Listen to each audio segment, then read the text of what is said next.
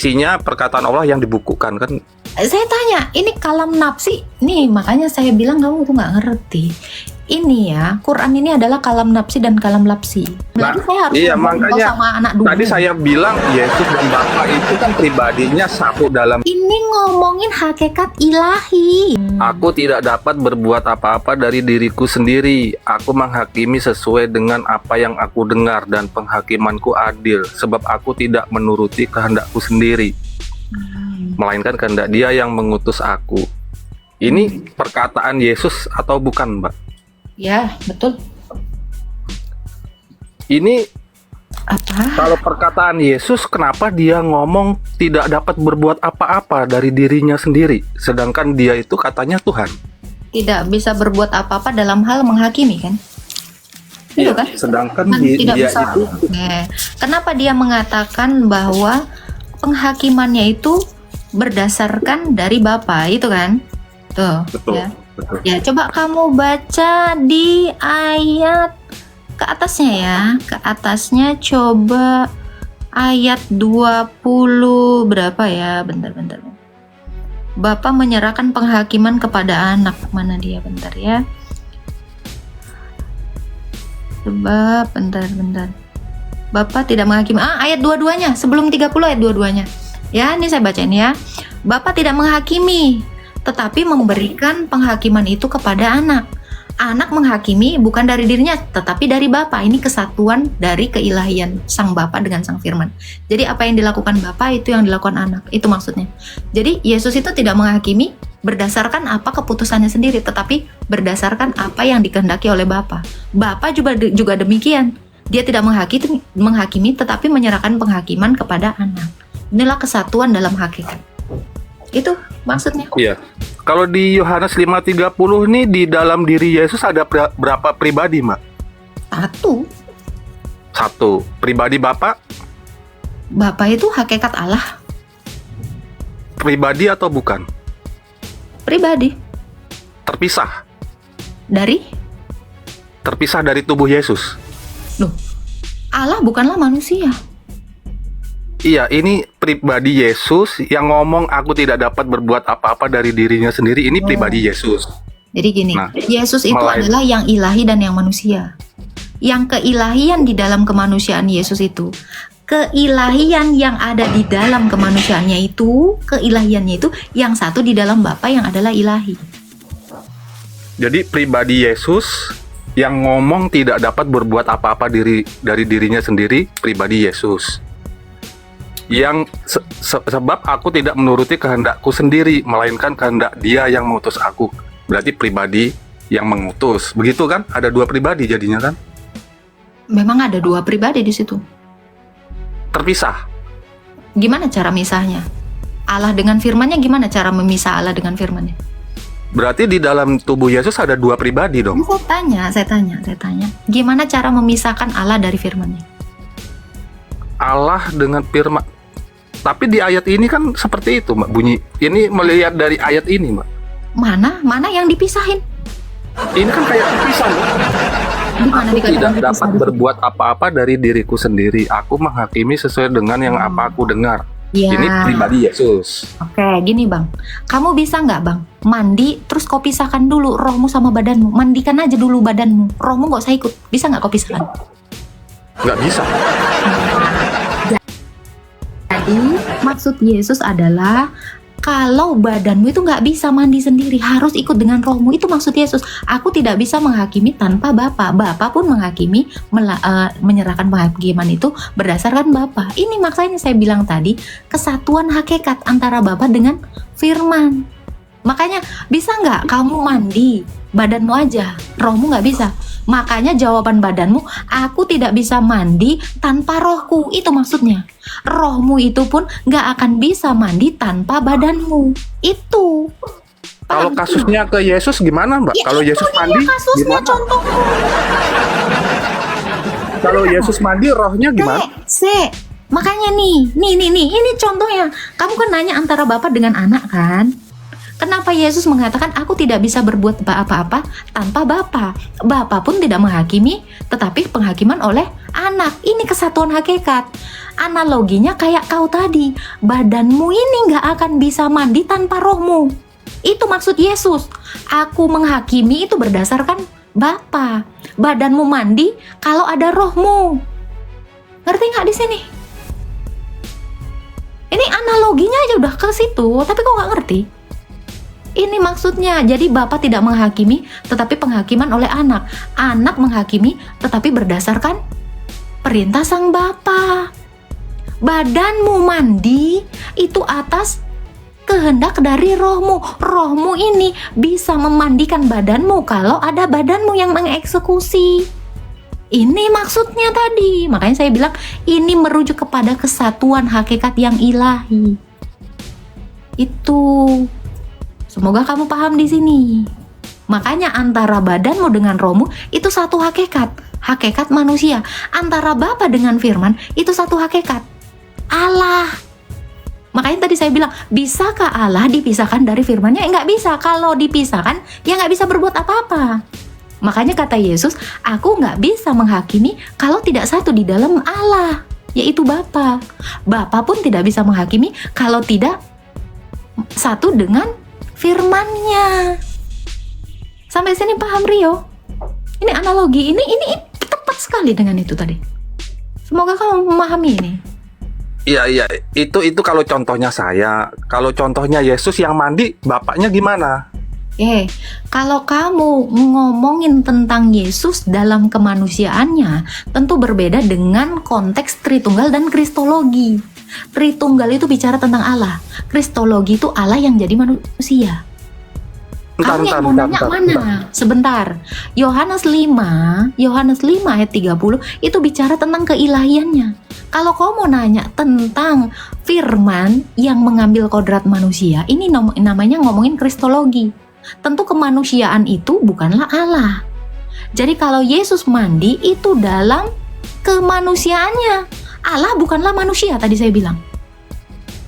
Iya. Tapi Yesus menambahkan kodrat kemanusiaan. Ini kan yang ngomong tidak dapat berbuat apa-apa dari dirinya sendiri. Ini kan Yesus. Sebentar, mau balik lagi? Kamu mau balik lagi?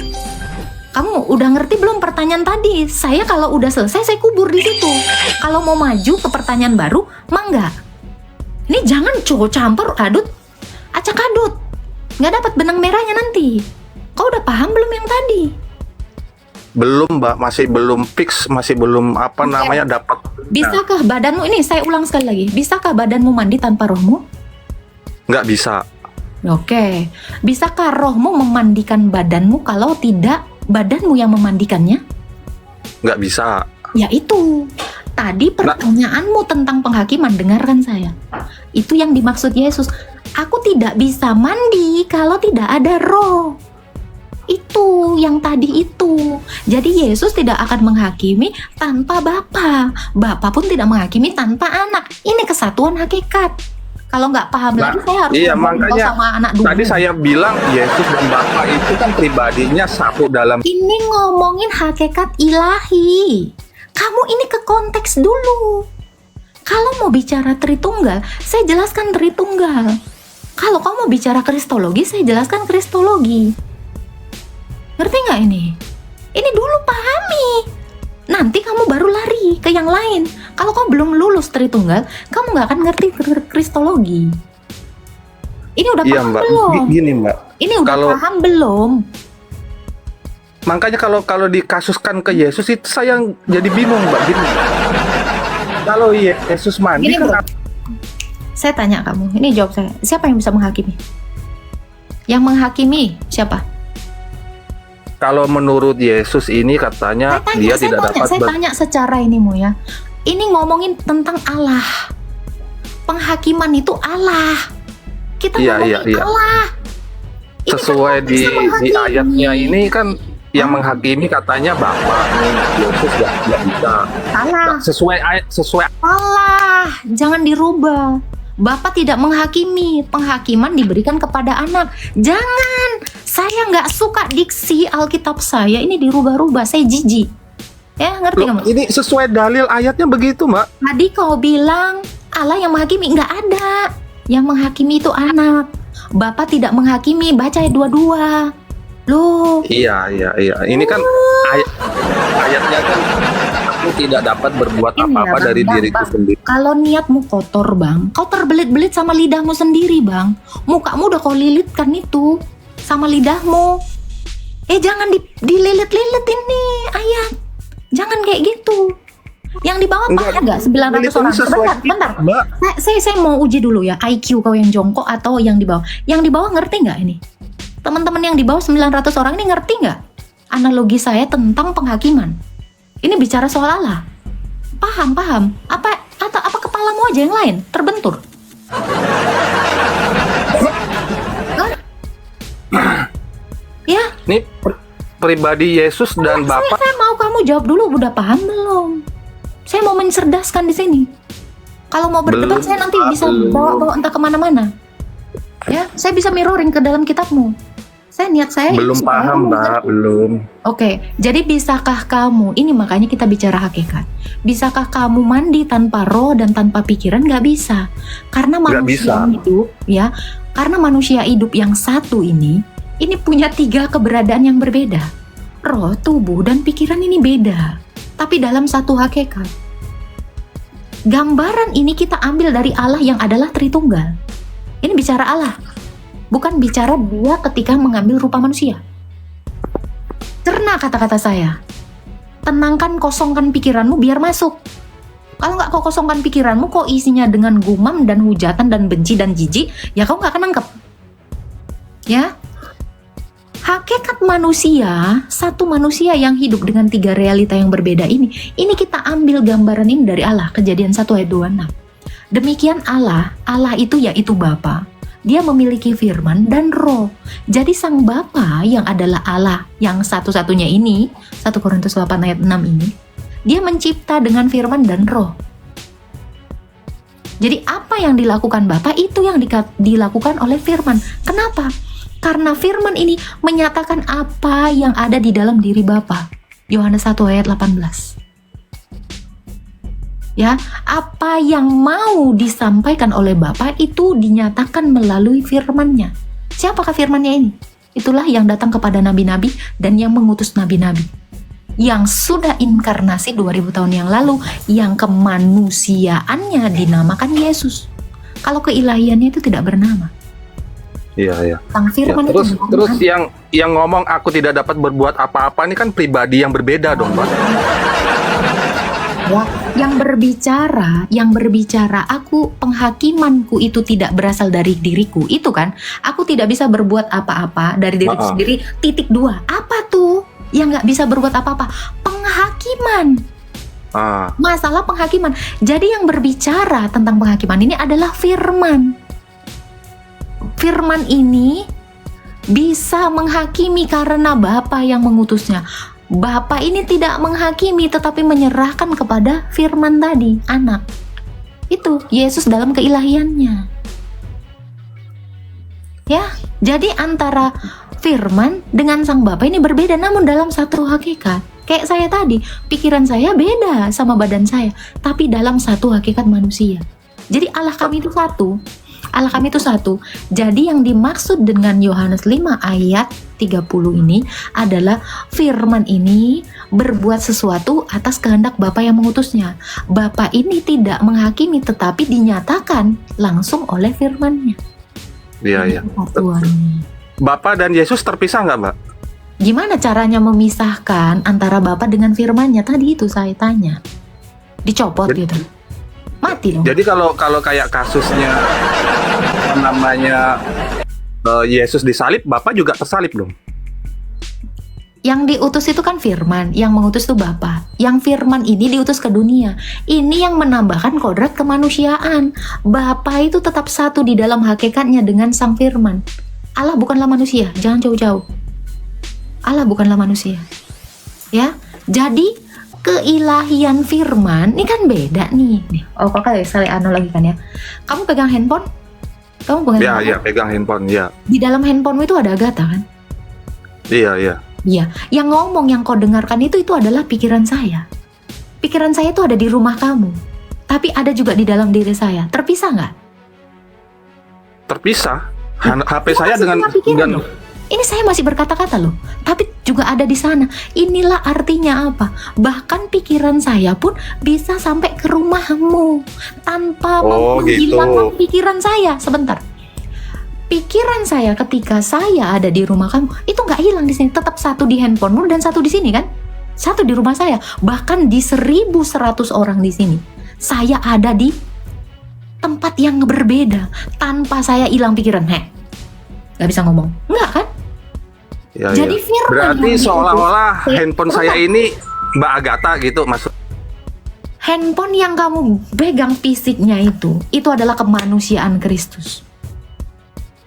Itu adalah kemanusiaannya. Kau hancurkan handphone itu, saya tetap punya pikiran.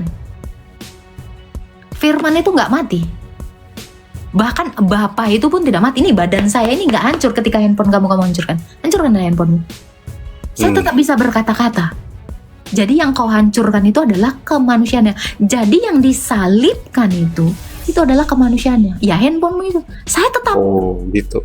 Tapi Nah. ada Mbak kasusnya itu yang saya lihat itu di kitab Bible di ayat berapa itu? Sebentar. Ini udah paham belum? Masuk belum? Ya kalau analoginya seperti handphone begitu, tapi aneh lagi Mbak. Soalnya ada di ayat Bible itu kan kalau Yesus itu sebagai kayak handphone. Gini, saya punya pikiran, saya utus ke tempat kamu. Bahkan saya utus ke 1.100 orang. Ini pikiran saya ini saya utus nih, melalui suara-suara saya nih. Ini pikiran saya ini. Iya. Ya, ini saya utus. Hilang nggak pikiran saya? Tiba-tiba hilang nggak? Nggak ada. Tiba-tiba saya nggak ngomong. Enggak. Allah, yaitu Bapa, ketika mengutus firman-Nya itu nggak terpisah dari Bapa, tetap di dalam Sang Bapa. Ya, tapi kalau konteksnya seperti itu Mbak, kenapa yang firman tadi kok berdoa kepada Bapa lagi, memohon gitu? Ya itu coba, kenapa handphone itu pas kau lempar itu hancur? Karena Hancur, handphone iya. itu, sebentar, karena handphone itu bukan pikiran saya, tetapi pikiran saya ada di dalam handphone itu. Jadi kenapa Kristus itu dia ditusuk mati atau dia berdoa, yaitu dalam kodratnya sebagai manusia. Kenapa handphone itu hancur sementara pikiran saya nggak hancur? Karena itu dalam kodrat handphone, dalam kodrat bentuk kayak gini, plastik atau besi. Ngerti gak sih? Ya? Oke, Jadi yang- kasih analogi gini bro. Nih ya, mudah-mudahan kau ngerti. Ini tahu apa? Buku Quran. buku Quran. Ini perkataan Allah nggak? Iya, berisi perkataan Allah. Iya. Perkataan Allah saya pegang nggak? Enggak. Yang saya pegang apanya? Itu kumpulan yang perkataan Allah yang dibukukan. Ya, yang saya pegang itu kertasnya, tintanya. Tetapi perkataan Allah itu nggak bisa saya pegang. Tetapi ada perkataan Allah di sini. Yang goib itu ada satu di dalam ini dan juga satu di dalam Allah yang di arsi sana, yang dipanggul sama 8 malaikat itu. Ya, jadi perkataan Allah ini tetap perkataan Allah. Tetapi itu merujuk kepada kalamnya, sifatnya. Kalam nafsi, berbeda dengan lapsinya, yang adalah makhluk ini yang terkena kodok. Kalau saya ambil matches, terbakar. Saya siram, lonyot, basah, sobek. Ya karena apa? Karena dia sama dengan buku-buku lain, pembungkus terasi, belacan, apa segala macam. Ya sama-sama dia bisa membungkus. Tetapi tidak keilahiannya. Kristus itu kalau mandi ya mandi, lapar ya lapar. Kenapa? Itu karena dia menjadi sama seperti makhluk. Ya makhluknya itu atau kemanusiaannya itu ya terkena kodo. Nggak, yang saya bingung kalau apa namanya? Kalau kayak Kau kalau ke analogi sini udah ngerti belum? Udah ngerti iya belum? apa? Masih Mbak, masih Oke, abu-abu, sekarang saya masih belum. Kalau di sini dikatakan, woi, sholat kau Rio, sholat nggak kau? Ya sholat lah, kalau saya ikuti saya sholat. Kau mentaati kalamnya, kalam nafsinya atau makhluknya ini yang saya pegang ini, kertasnya? Saya menaati yang memerintahkan. Bisa nggak kamu pisahkan yang memerintahkan dengan perkataannya? Perkataan dengan Quran maksudnya. Ya Kau bisa kan, lah, kau terpisah. kan mau bilang menaati Allah kan? Iya, Oke. perintahnya. Gimana cara kau mentaati Allah tanpa Allah itu berkalam? Bisa nggak kau pisahkan Allah dari kalamnya? Jadi Allah itu ya udah gini aja, ecek-eceknya ini nggak ada kalamnya. Jadi kayak benda mati gitu, nggak bisa. Allah itu dengan sifatnya itu sama-sama kekal, bako. Iya, itu kan kalam itu kan sifat berkata, dan itu kan kan yang namanya sifat itu kan melekat, Mbak. Oke, sifat itu diciptakan nggak? Enggak, itu ability, kemampuan, jadi melekat itu. Nggak, saya tanya, sifat itu makhluk atau holik? Itu kemampuan, jadi ya Saya tanya, makhluk atau holik? holik lah itu. Oh, holik. Itu sudah kemampuan, termasuk Oke, ability dari oke, holik. Oke, kalau sifat salah satunya adalah kalam adalah holik. Allah holik nggak? Allah itu pemilik dari kalam itu. Iya, kalau kamu bilang kalam adalah holik, maka Allah juga holik. Udah ada yang berapa yang holik? Nggak bisa dipisah gitu, itu kan ability, Mbak. Tadi Itu kau mau ability, memisahkan, kemampuan. sabar. Tadi kau mau memisahkan Bapak dengan firman. Sekarang kau bilang nggak bisa.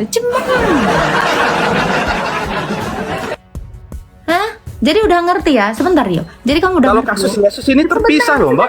Sebentar. Pisah-pisah gigi kau. Ini juga perkataan Allah. Ini sifat Allah terpisah. Saya tanya kau. Ini juga kan? Iya, iya.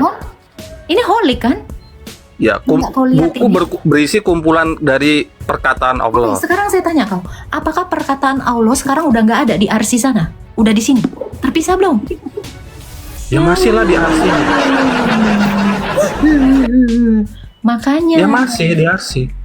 Itu kan kayak apa namanya, kayak buku, berarti suatu di sini udah nggak ada kumpulan perkataan yang Allah. dicatatkan. Sebentar. Berarti di sini nggak ada lagi perkataan Allah. Udah nggak ada? Ya itu kan buku isi kayak catatan gitu. Catatan yang kumpulan dari firman Allah gitu. Saya tanya, perkataan Allah masih ada nggak di sini? Udah nggak ada. Besok kalau disuruh sholat jangan sholat, karena udah nggak ada lagi Allah di sini, perkataan Allah. Perkataan Allah yang ada sama Allah kan itu kan cuma catatan yang dikumpulkan. Betul. Perkataan Allah itu tetap ada di dalam Allah, tidak terpisah. Dan juga ada satu di sini dengan analogi suara saya aja kau seharusnya udah paham. Jadi perkataan Allah tetap ada di dalam Allah dong. Bener dong? Berarti Iya. Allah masih punya kalam dong di arsi sana. Iya. Ya udah, berarti Kristus ketika dia diutus ke dunia, keilahiannya. Oke. Gimana Rio? Sorry. Saya balas WA dulu tadi. Bentar. Iya. Gimana? Udah paham ya. Jadi Berarti analoginya itu gimana, Mbak? Apakah Yesus itu sama kayak Quran gitu atau gimana? Kitab Quran gitu? ya, kalau dianalogikan firman Allah jadi buku kan. Jadi benda mati ya kan, bisa saya gini. Dibukukan, iya, dibukukan. Ya, ini tetap perkataan Allah nggak? Ini kalam nggak?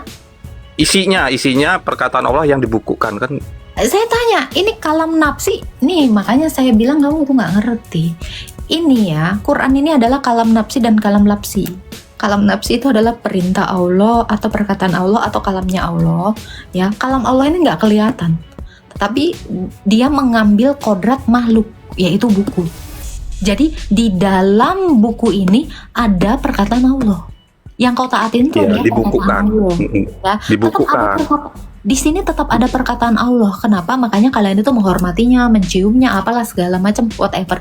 Karena ini dipercayai bukan diciptakan. Kalam itu tidak diciptakan seperti yang kamu katakan tadi. Memang betul. Kalau kamu sempat mengatakan kalam nafsi itu diciptakan, kamu pasti mu'tazilah. Ya, makanya di dalam Quran ini ketika kamu disuruh sholat, diperintah sholat, kamu tetap mengerjakan.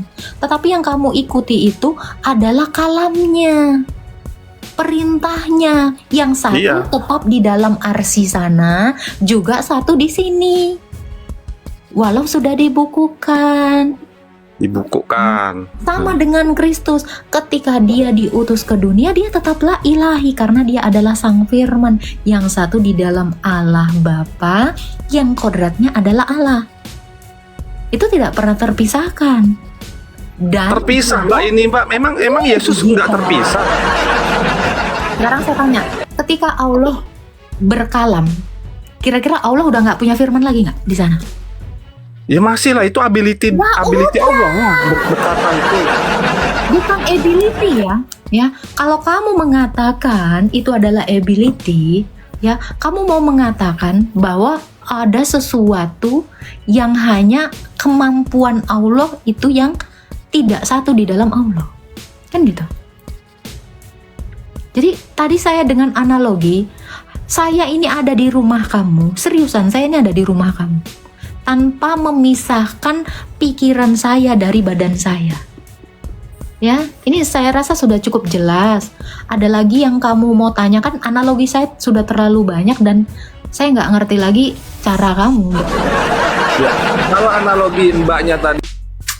Gini ya bro, tadi saya sudah bilang, makanya Yesus itu walaupun dipegang para rasul itu dalam kodratnya sebagai manusia, dia tetaplah Allah. Keilahiannya itu nggak bisa dilihat. Ya, keilahiannya itu tidak akan bisa dilihat, tetapi kita bisa melihatnya melalui pekerjaannya. Apa itu? Mengubah air jadi anggur, membangkitkan orang yang mati, menyembuhkan, bahkan menciptakan mata seorang yang tidak bermata dari tanah. Ini yang dilihat itu oleh manusia itu adalah kemanusiaannya Yesus, tetapi pekerjaannya itu adalah pekerjaan ilahi. Coba kamu baca, ini saya bacakan ya, masih yang Yohanes tadi ya, ayat 5 tadi ya, saya bacakan dari ayat 19 ya. Ya, jawab Yesus kepada mereka, sesungguhnya anak tidak dapat mengerjakan sesuatu dari dirinya sendiri jikalau ia tidak melihat Bapa mengerjakannya. Sebab apa yang dikerjakan Bapa, itu juga yang dikerjakan anak. Ini tadi saya analogikan kau mandi tadi. Nah ini kata-katanya. Sebab Bapa mengasihi anak dan ia menunjukkan kepadanya segala sesuatu yang dikerjakannya. Dan bahkan ia menunjukkan kepadanya pekerjaan-pekerjaan yang lebih besar. Makanya saya bilang, walaupun Kristus itu dilihat dalam kodrat manusia, tetapi pekerjaan ilahi karena Bapa mengerjakan segala sesuatu itu dengan anaknya dan anaknya pun melihat. Jadi begini Mbak. Jadi saya rasa sudah selesai ya. Penjelasan saya udah terlalu banyak dan kompleks dan tidak pernah keluar dari teks, bahkan dengan ayat dan pasal yang sama. Ya, gitu. Jadi kalau kamu yang tidak mengerti, ya itu mungkin kemampuan kamu, ability kamu cuman sampai di situ menangkap penjelasan saya. Itulah abilitymu, itulah kemampuanmu. Ya, saya rasa dia sudah paham, tetapi dia cuman mau berkelit, mau berputar kemanapun, saya tetap bisa jawab. Gitu ya. Itu terserah kamu. Saya di sini memang dari tadi saya udah bilang ya, masih Hoirul juga. Niat saya di sini mau mengajar. Ya, saya hari ini sudah terlalu kudus, sudah melakukan perjamuan, saya sudah melakukan kurban. Jadi saya tidak mau membuang-buang energi saya untuk orang yang memang dia tidak menerima, sama seperti ini. Karena dia tadi ini seperti botol ini yang tertutup. Saya isi sebanyak apapun, dia akan menolak.